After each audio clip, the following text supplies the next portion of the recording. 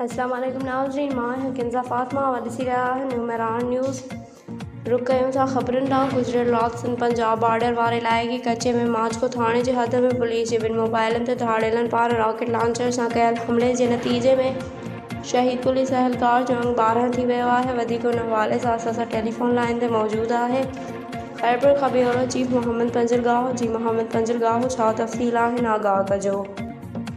जी बिल्कुल, मां तव्हांखे ॿुधाईंदो हलां। गुज़िर राति ते सिंध पंजाब बॉर्डर वारे इलाइक़े में कचे में माचको थाणे जी हद में पुलिस जे ॿिनि मोबाइलनि ते धाड़ेलनि पारां रॉकेट लॉन्चरनि सां कयल हमले जे नतीजे में शहीद थियल पुलिस एहलकारनि जो अंगो 12 थी वियो आहे, जॾहिं त 9 पुलिस एहलकार ज़ख़्मी। अहिड़े वाक़े बाद डिप्टी कमिश्नर रहीम यार ख़ान ज़िले जे इस्पतालुनि में इमरजेंसी लागू करे छॾी। डॉक्टरनि जूं मोकलूं रद्द करे छॾियूं आहिनि।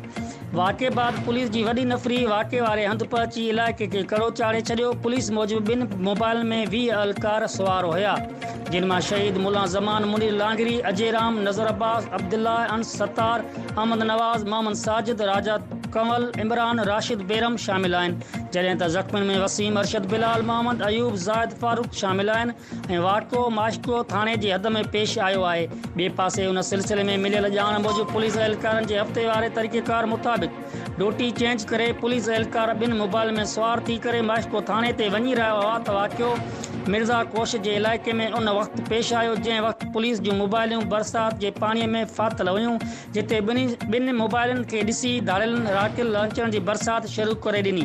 जी वॾी महिरबानी। तफ़सीलात खां आगाही लाइ वधीक ख़बरुनि ऐं अपडेट्स लाइ ॾिसंदा रहियो न्यूमरान न्यूज़।